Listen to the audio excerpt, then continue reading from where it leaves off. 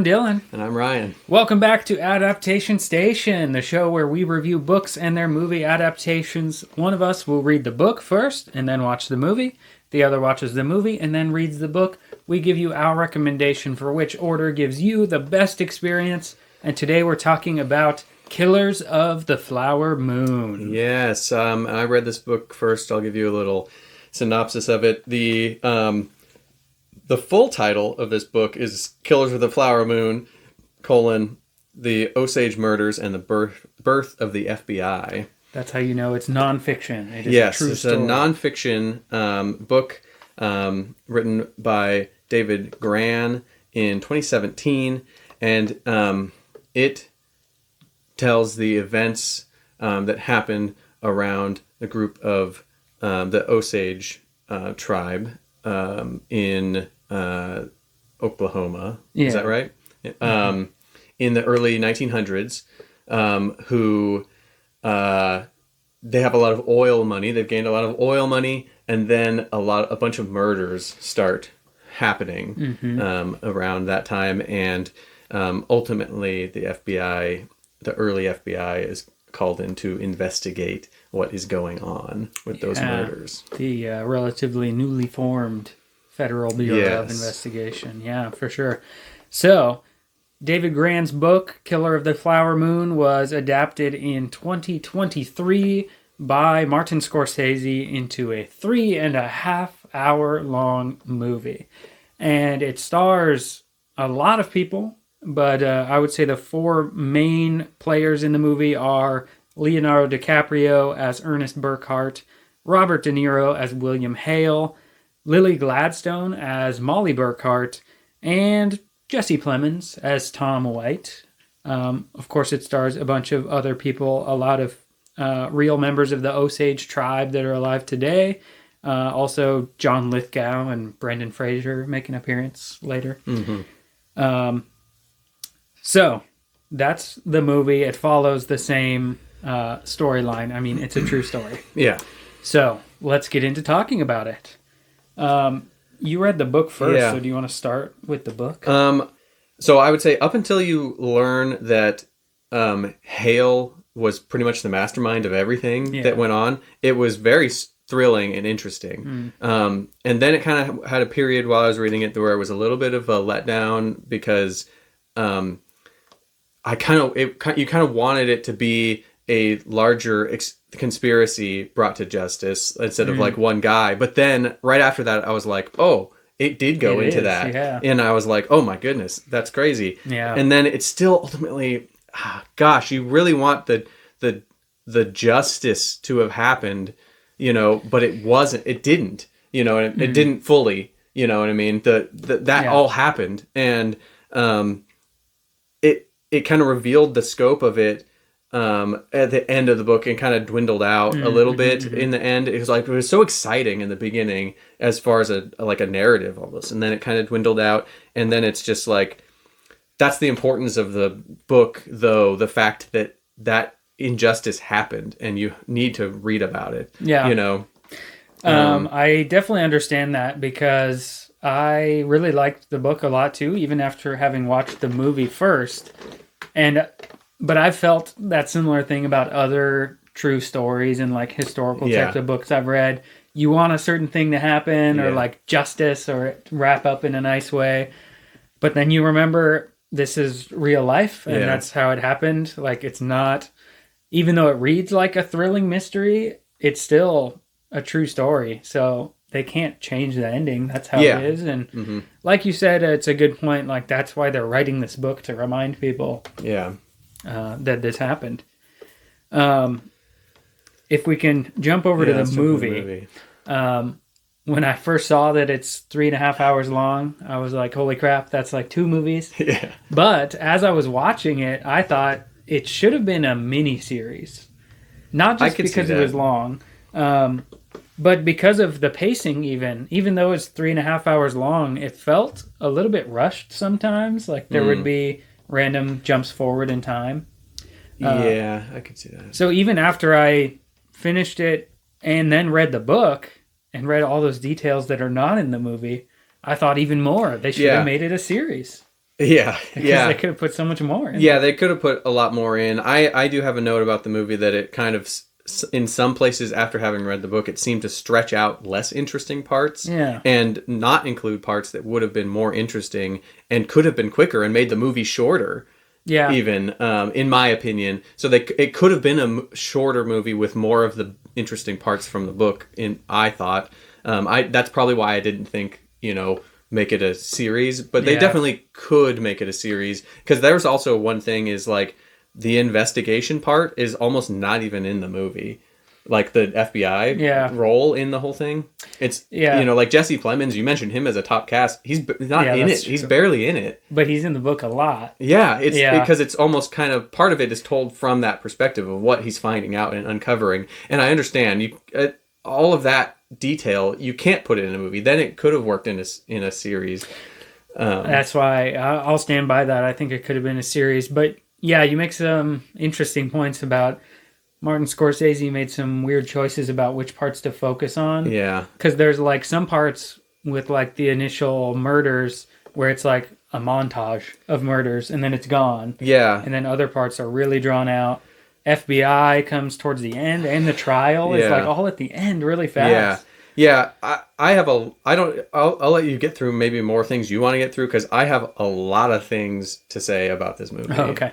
Let me give my proposal to Martin Scorsese to, I don't know, just delete the movie and make a series instead.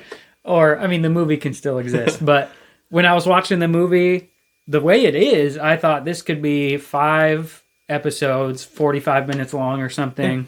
Episode 1, it's the mysterious murders. Episode 2, this is the investigation. They start the investigation.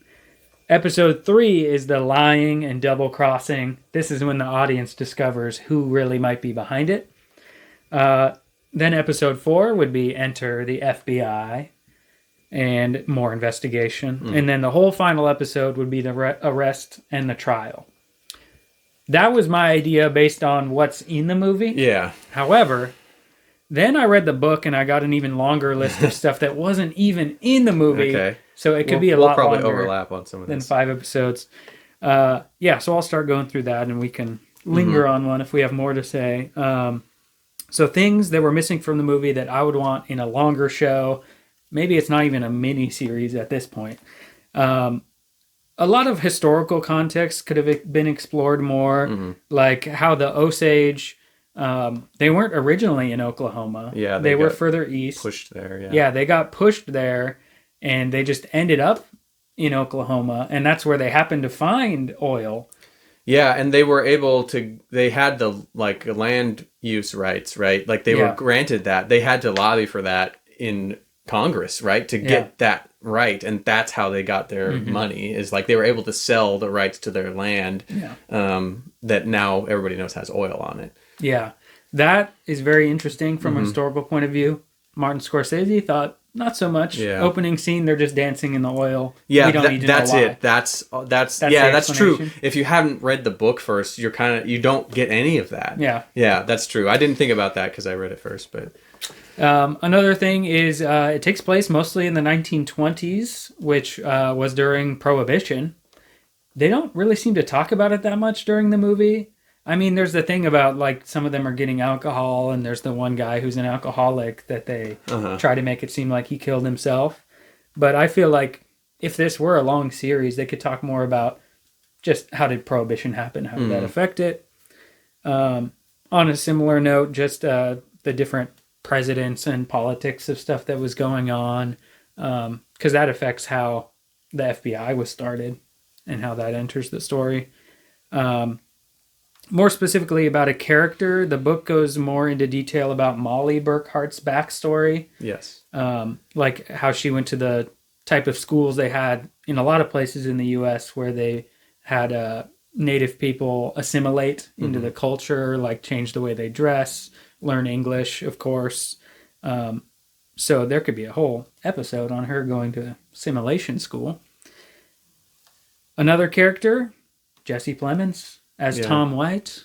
he was underutilized. Yeah. You get a lot about Tom White in the book. Yeah, I liked it. I thought it was like Tom White is a character in the book. He's not really a character in the movie. Yeah. Yeah. He's more like just someone there to scare Leonardo DiCaprio. Like, oh, who's this scary government agent guy at my house? Yeah.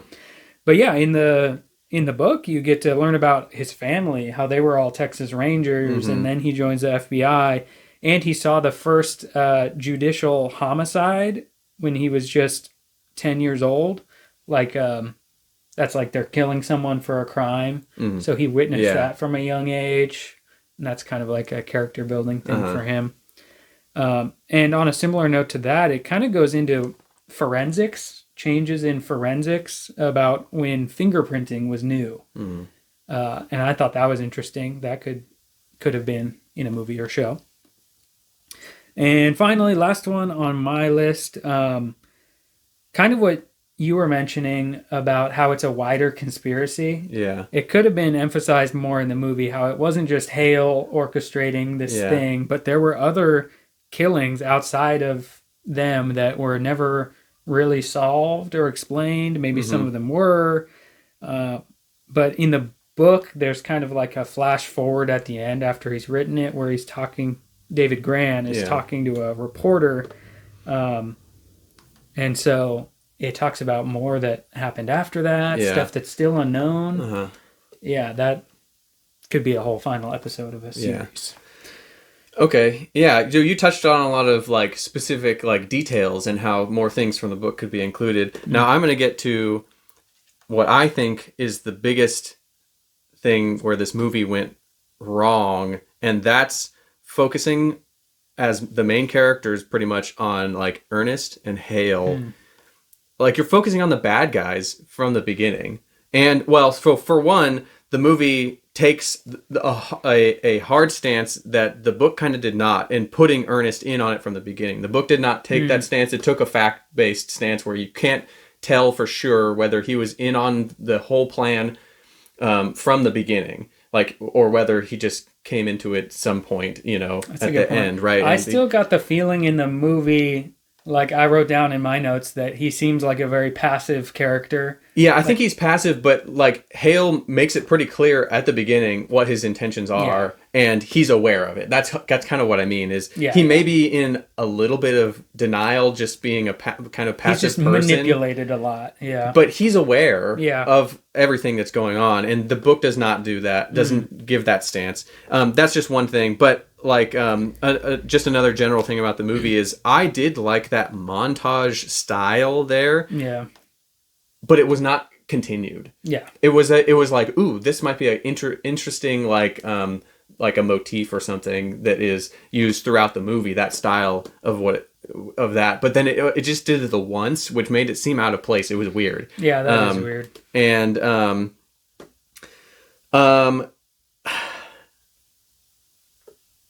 I thought it would have been better if they left it like a mystery throughout more of the movie about what's happening, what's going on. Like the book, they do reveal that pretty. They reveal it early on. It's like you know what's happening, what's going on, and it takes out the suspense of that part of it.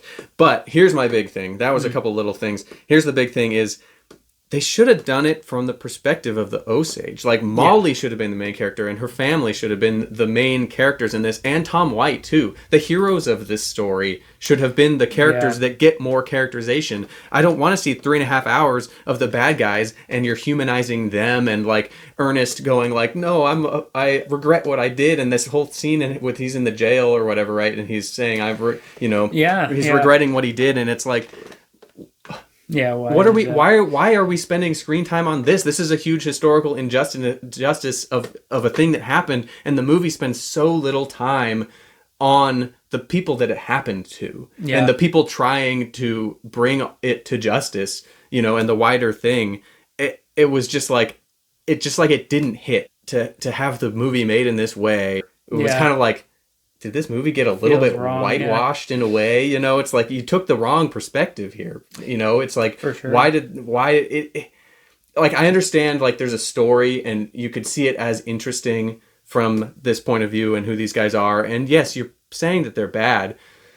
I think it just didn't hit with what this story is. I think that it might be somewhat of a Martin Scorsese thing because I haven't seen like all of his Well, movies. The Departed, you know. Yeah, Departed's obviously focusing on a lot of bad people.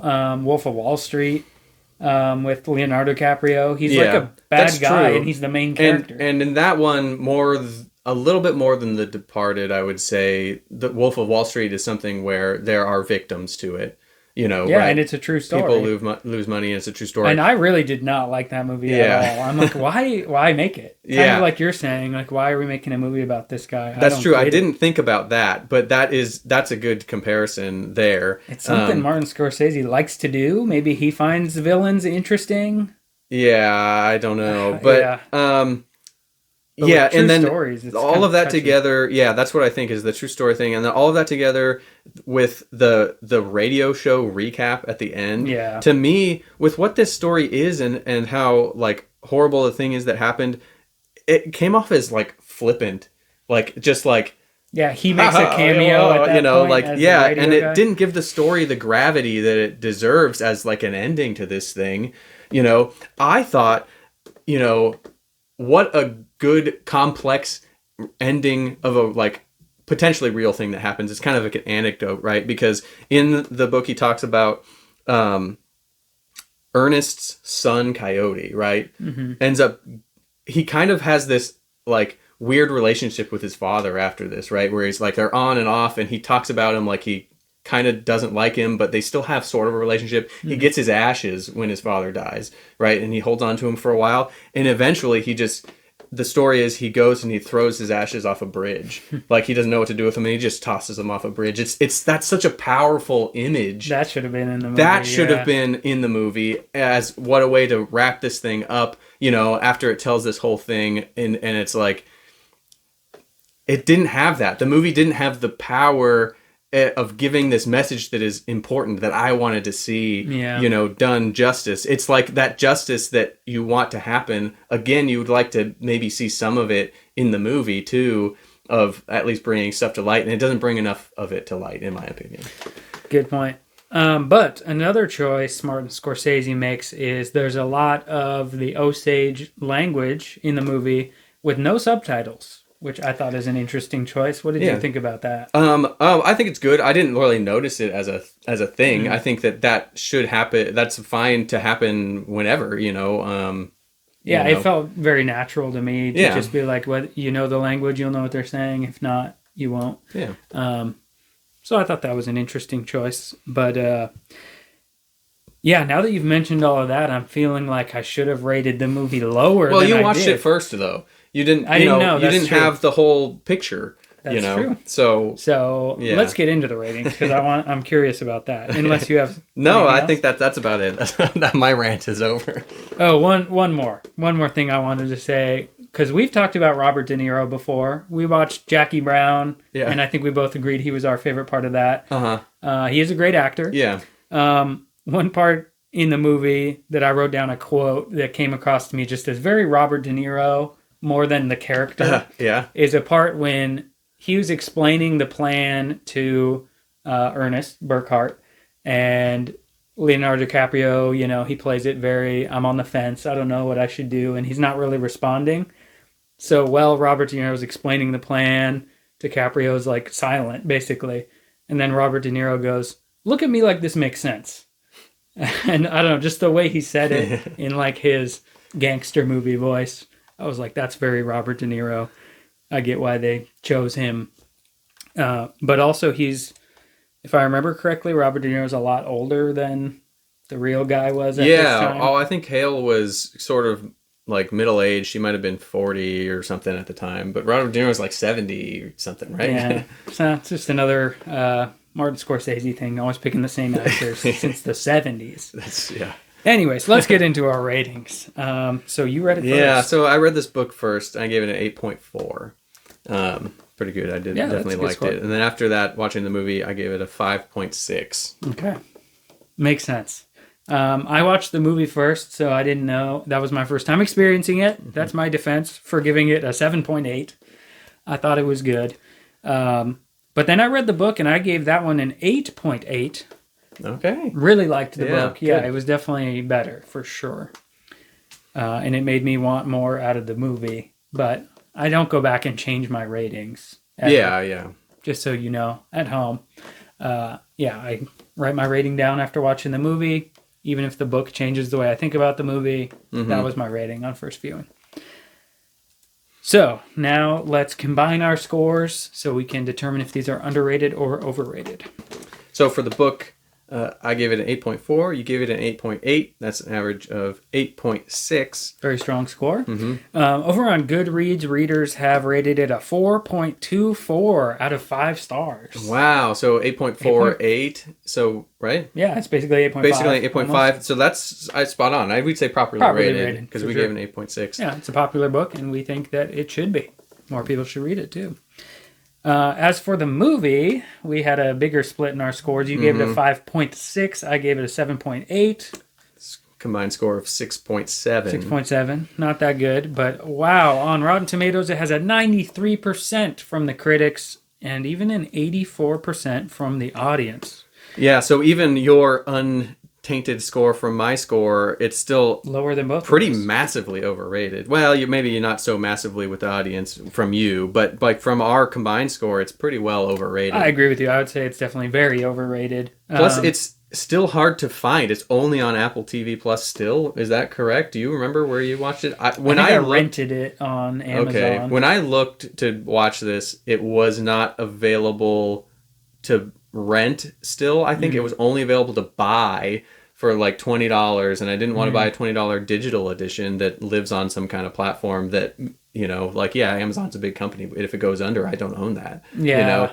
And then I can't download it directly from there. Maybe this could be... And they didn't have a physical release, and was no plan to be a physical release because it's held tightly by Apple or something. I was thinking it could have, in that way, well, because of that, it could have also the Shakespeare effect, where it's like people love Martin Scorsese, they think he's a genius, and only Martin Scorsese fans are going to put in the effort to find it. I could see that. Yeah. If it were just like on the shelves, DVD store, or like everyone can get it on Netflix. Freely streaming. Yeah, maybe more people would stumble on it and rate it lower. I'm surprised that the audience score is 84 for that's such pretty, a long movie. Yeah, that is pretty high. I would still think, like, your score was still fairly high. I would think if people watched it without reading the book, that they would think that it was fine and pretty good, as a movie. If you don't know everything else, I think, reading the book is really, so the reading it has a big effect because... Yeah, if you've never heard of this and you're learning it from this, you can learn a lot, and it's well made in its ways. Mm-hmm. Okay, but movie is overrated. So now though, let's give you our final recommendations for which one we think you should do first. And you read it first. I guess I'll go first. I read it first, and I'm gonna say. Read it only. I'm gonna say I know I rated this movie higher than our last episode of Fahrenheit 451. That movie I said you could still watch. You don't need to watch a 3.5 hour long movie that is this movie after reading this book. You don't need to. Just read this book. I am actually going to agree with you. I already was thinking read it first after I did both because. With true stories, I usually enjoy the movie more if I've read the book and I know the details. And then I just watch the movie mostly for the performance. And it's kind of like see which parts they focus on. Yeah. And you can fill in the blanks in your mind with what you've already read in more detail. But... yeah, after our discussion today, I think you can just read the book. You don't really need to watch the movie. That's a lot of time to invest. I know the books is more time to invest, but you get so much more out of it. Yeah, it's worth the investment. And hopefully they make a longer series out of the story. Yeah, that would be good. That focuses on it in a better way. Mm-hmm. So read the book, skip the movie, wait for the show to come out. Hopefully someone makes it. Yeah. Okay, so now that we've given our final recommendation, let's see where both versions of Killers of the Flower Moon land on our ongoing rankings. And look at this, back-to-back episodes, we have a new one in our top 5. Wow. Killers of the Flower Moon actually beats out Fahrenheit 451 from last episode to be our new number 4 at 8.6. That's amazing. This is a strong season. Only a couple episodes in, we're totally changing the top 5 out of 50 plus things, too. Yeah. And then we got to go a land? little further down for the movie, past the halfway mark, to get down to number 38 on our list, below the Jackie Brown movie, above the Knock at the Cabin movie. So in our, it's good, it's fine, it's not great, right? Yeah, not the best, not the worst. Robert De Niro right next to himself in Jackie Brown. Yeah. Potentially, though, one of the higher ones where we would have both agreed to tell you not to even watch this movie. You know what I mean? That's a pretty high 6.7, and we're saying don't even watch it. Yeah, because I gave it a high score before reading the book, and then it changed my mind. So, really, it should be lower on our list, but, we're not changing the rules at this point. But that was Killers of the Flower Moon. What are we doing next month? Next month, we are moving on to The Road by Cormac McCarthy. Another Cormac McCarthy. I just saw was number 3 on our overall list, right? For All the Pretty Horses. Yeah, so we'll see where that book goes. And then we're doing, obviously, the movie adaptation with Viggo Mortensen. Yeah, it's about time we did another Cormac McCarthy, considering how much we liked All the Pretty Horses. That's been up there since season 1. So yeah. By the way, thank you for sticking around since season 1. If you're one of our viewers from season 1, season 4 is great so far. I'm loving it. I don't want to jinx it, though. You can knock on wood.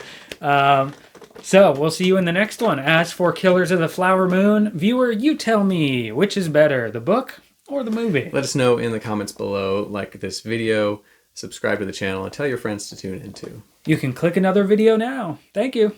Bye.